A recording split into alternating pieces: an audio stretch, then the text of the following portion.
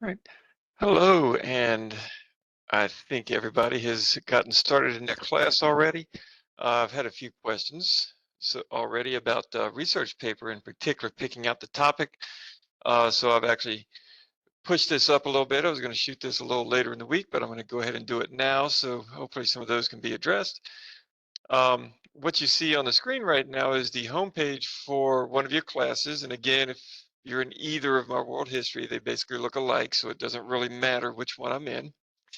Uh, if you have gotten to the research paper, then you've gone down to the week one folder that says research paper review.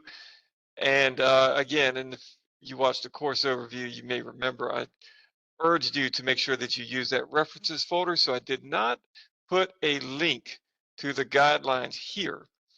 I gave you directions to that references folder so that you have to go and find it. And that's what we're going to do. I'm going to click on the references, come down to the folder. And it's kind of obvious, research paper references. And we'll see those four documents that are listed there. The first one is what we're looking for. That's going to open up into a Word document.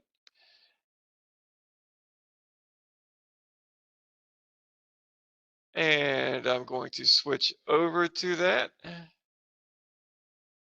So give me just a second.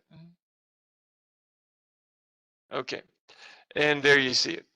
All right, this is actually pretty simple and straightforward, right? It's short, as you can see, only 7 points. All right, so if you look at that, number one, this is important because when we go through the rubric, about half of your grade is going to be coming from the formatting. So the Chicago Manual of Style is what we use. It is not the same by any means as either of the other two that you may have used, which would be most likely MLA if you took the English 1101 class already. Many people take a psychology class that's going to be using APA. This one is Chicago Manual Style. Basically, every discipline has its own form of, writing articles, writing papers, and formatting the citations. This one, Chicago Manual, is going to be similar. They're all going to be similar, but there are going to be some very key differences. If you do one of the others, so if you just go through and just, well, I think I've done MLA, I'm just going to do that. It'll be fine. You probably won't get a 0 on that, but you will more than likely fail on the formatting categories, or most of them. There is a document, a book, that's a manual for writers of, it's shortened there. It's actually the full title, Manual for Writers of Theses, Dissertation, and Research Papers, I believe it is, by Kate Turabian. You can definitely get that if you want. It's very useful, and if you order it online and get a used copy, say through Amazon, it's usually very cheap. I got one just to keep on hand for reference, and I paid about $6 for it. A lot of people just sold theirs at the end of the semester for spring, and a lot of people, particularly at four-year colleges, don't go and do summer school very much, so you might be able to get a good price on it if you want it. However, also in that references folder, you'll find the links to the Purdue OWL, and it basically has everything that you'll need for formatting the paper and the citations for this course. And that is what most people elect to use.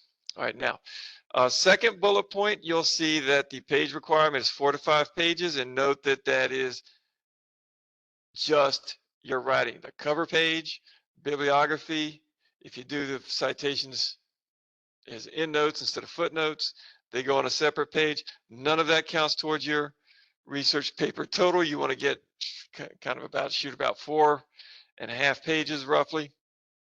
I've had some people who've gone and done longer ones, which is okay, but 4 to 5 pages is what we're looking for, and especially for summer, you probably don't want to go too much in depth. All right. Now, as I mentioned, Chicago Manual has some big differences from the other citation styles. Most of the others, they prefer to use parenthetical citations. Chicago Manual, for most disciplines, especially history, does not. You use a footnote or an endnote citation option. All right. They are exactly the same in the way you format them. The difference is the footnote goes at the bottom of the page where you have the material that you cited. And an endnote, you put a number in the page where you're doing the citation, but you put all the notes on a page at the end of the document. Um, we are going to go over that, by the way. I will do some other recordings that go over the formatting, and that's going to include both the paper and the citations. All right. Your biggest hurdle, this seems worse than it is, by the way, is that you need 10 sources and they all have to be used in the research paper. Now, those are evenly split. You need 5 primary sources and 5 secondary sources. All right, you may ask, what's the difference? Well, a primary source is essentially a source that is produced by someone who saw the events that you are writing about. So for world history, for example, if you were doing the Roman Civil War, the commentaries that Julius Caesar wrote would be a primary source because he was one of the generals participating in it. His writings would be primary sources. You would possibly be doing some things that might not technically be writing. I've had students who did artwork and they would use artwork, not a written document, but artwork as a primary source. Given the difficulties with world history, especially the first half, I should say, you do get to get a little bit of a leeway on some of the sources. But generally speaking, the way to test this yourself is, was this written or produced by a person who either participated in or saw the events as they go on? Therefore, a secondary source is put together by someone who did not participate or see the events. All right. And again, I'm going to go over research tools in Galileo and some of the internet stuff that you can use for both of these next week. Your secondary sources, I want you to take note. They have to be academic, they have to be journals, and they should be, if they're books, on an appropriate college level, you know, reading level with their production being done by a professional historian or something close enough that it'll count. You know, for world history, archaeologists, for example, would be fine. Anthropologists may be fine depending on the topic. All right. You can use some non-academic sources. And if you go down to the 5th bullet point there, you'll see that says that. Just be aware they do not count towards your minimum. So if you did that, you would want, say, you to incorporate a Time magazine article. That's a magazine, not a journal. So you can do that, and that's fine. But then you should have 11 sources. You should have your 5 primary. You should have your 5 secondary academic. And if you want to add on to that with something non-academic, that's fine, but they don't help your grade. They don't hurt it either. So you can use that if you go above and beyond. All right. Number 6 is a little less applicable to us in this course because our class is just dealing with stuff that's so old. Non-traditional sources, interviews, you really can't do. Pictures, as in photographs, you can't do. Music, maybe. Right, art reproductions, yes, you can do those. So if you did, again, an art paper, art history paper, Egyptian art, you could go back and, you know, you're not going to get the actual art, obviously, but I will let you count a picture that's posted on the internet of that artwork as your primary source. Music, we don't really have anything that is written down in terms of sheet music for the ancient world and much of the Middle Ages. But when we get up towards the Renaissance, we do start seeing the production of some sheet music. We oftentimes do have lyrics that go well back before that. So you might be able to actually do some music. And I've had some students who found modern, you know, performances of music. And, you know, as long as you got it's really going to be the sheet music or stuff like that, because you aren't going to have a recording from, say, 1300, obviously. Right. The sheet music, though, that could be, and if you play it, I mean, if you get someone else to play it, then you know, you can describe what it is. I will count that as a primary source. All right. The last thing that you see on there, bullet point number 7, we've got a due date. All right, that's already posted. All the other requirements for formatting citations, miscellaneous parts of the paper that you might use are explained in the manual for writers, or if you choose to go with the Purdue OWL, you got plenty of stuff in the Purdue OWL, so you don't have to go buy the book that will guide you through that. Keep in mind you're held to that though, so if you have to go do that. So do not just go start writing. You are required to use Chicago Manual, so you need to use those sources. Otherwise, you will lose points that you don't need to lose.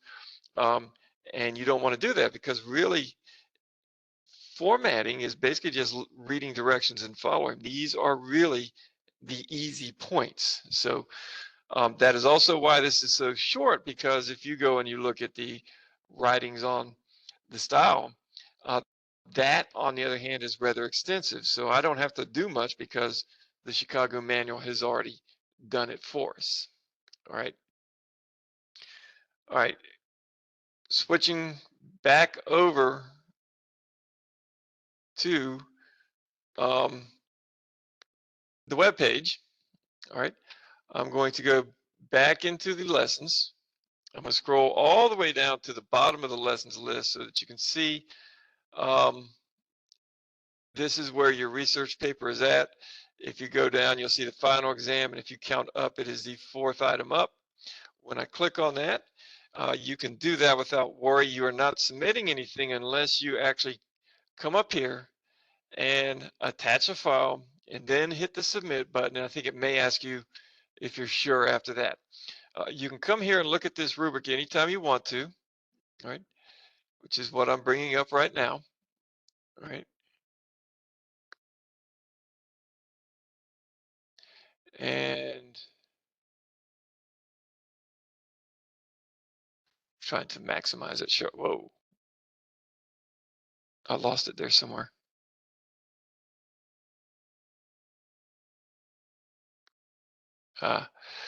Problem is actually some of our WebEx controls are actually in front of it, so I cannot manipulate it the way I want it. There we go. All right.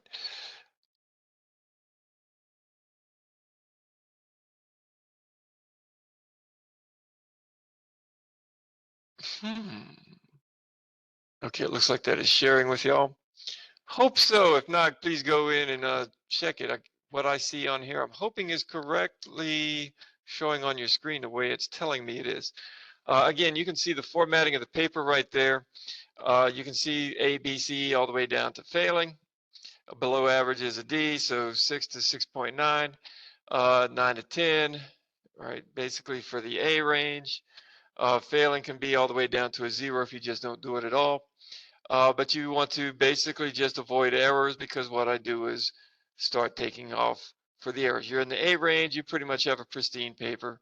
You might have 1 or 2 errors that really don't stand out, but 1 to 2, right? Then you get down to C, you might just some discussion of major errors. All right, note that in the C range, if you don't meet the minimum page requirement, but you're close, that's where you are. So if you had 3.5 pages, you would top out at the C range. And then if you get down below that, you're kind of automatically in the F range. But that is not all the formatting. You see the citations and bibliography, and then you see that's just the formatting in parentheses.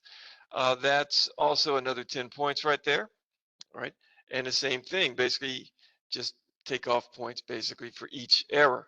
There's some exceptions there. Now, if you take off, like say you did follow MLA, I know for the page number that they go into the top right-hand corner of the page, just like Chicago Manual does.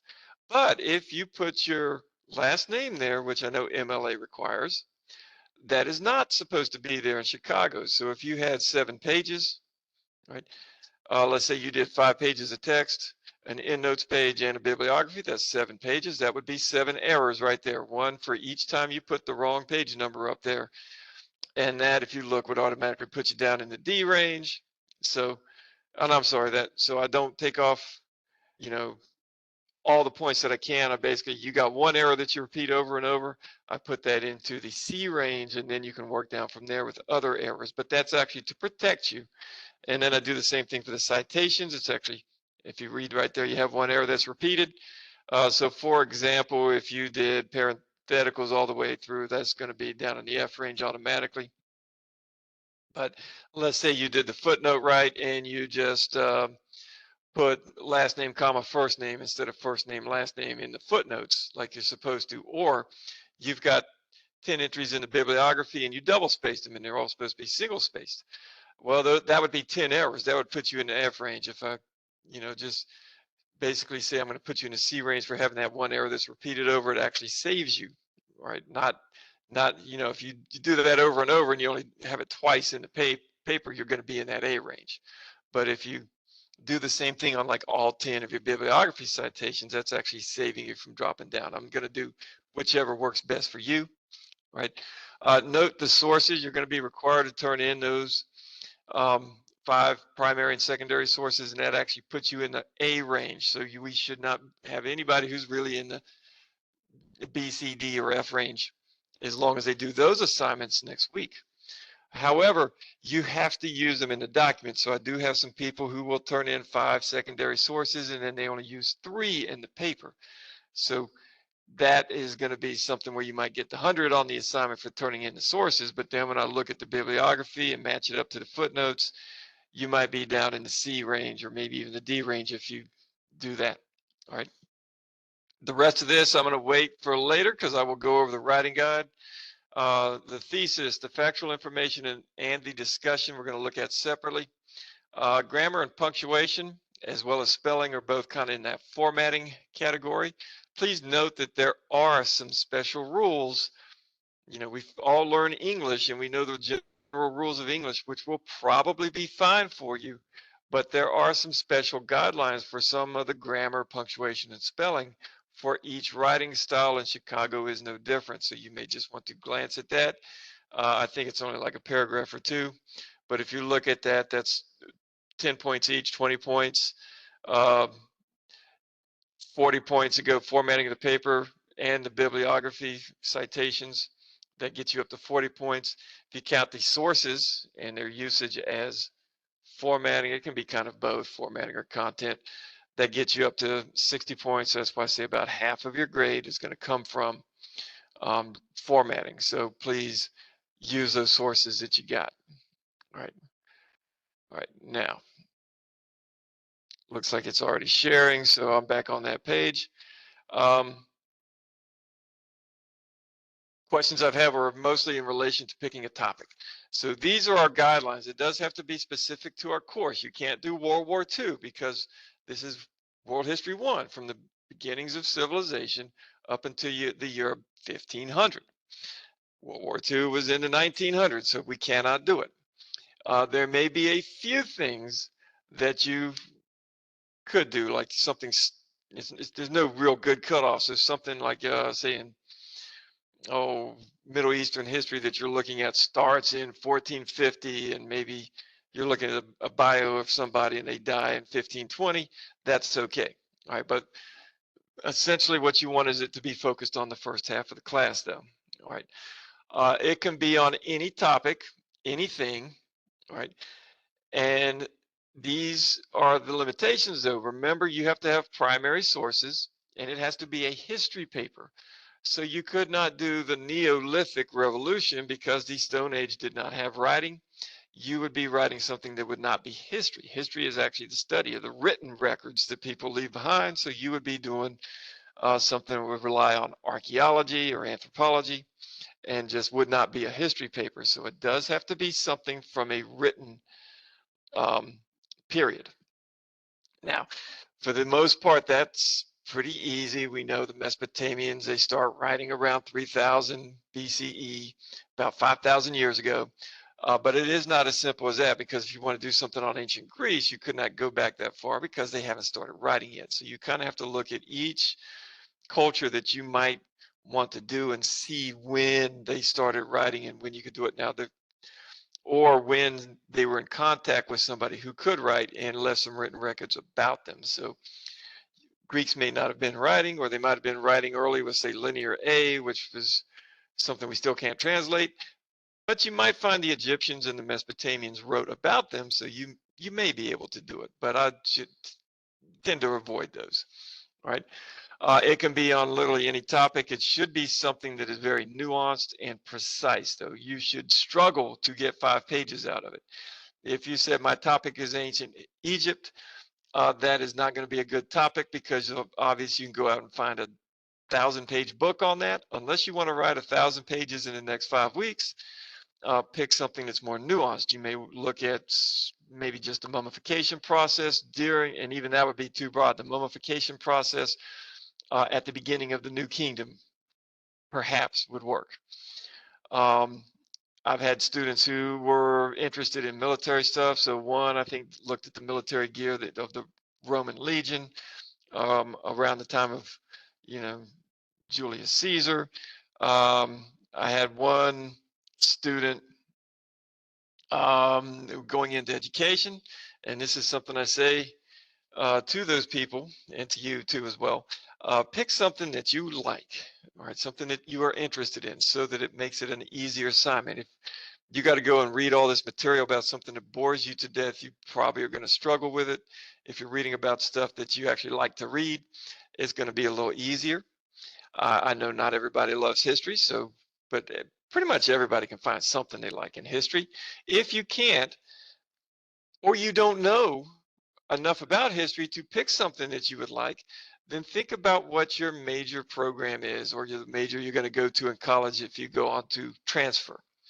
Pick something that is relative to that. So I have had, for example, one of my students who was going to UNG for nursing school, looked at Galen, the Roman surgeon, and did a history of medicine. I've had a few who've done recently history of Mesopotamian medicine, history of Egyptian medicine. I've had some who've gone a little farther outside of things directly impacting us, looked at the origins of acupuncture, pressure in China.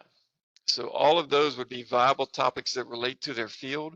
If you are in, say, an engineering field, there's a bunch of stuff about how people built things back then and what kind of machinery they used, all the way up through the Middle Ages. All right, I get a lot of stuff on the ancient world. Don't forget we have the Middle Ages and the Renaissance as well. A lot of people have done military who were veterans. It's just wide open. I had one who looked at the universities during the Middle Ages and how their curriculum was created, who was interested in going into education. If you're into economics, you could do a history of trade or look at some, economic type stuff with any civilization, or maybe a couple of civilizations if you focused on trade. So it is literally wide open to you. Again, it does have to be very narrow, so we have to work on from that. Most likely what you will do is submit a topic today and get a 0 on it.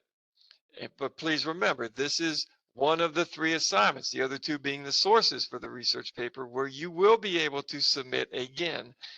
And the point to the assignment is to get you a topic that will work for the research paper, so that can be better. So just giving you a 0 would not benefit you and really wouldn't accomplish anything. What I want to see is that you submit that and then check the feedback.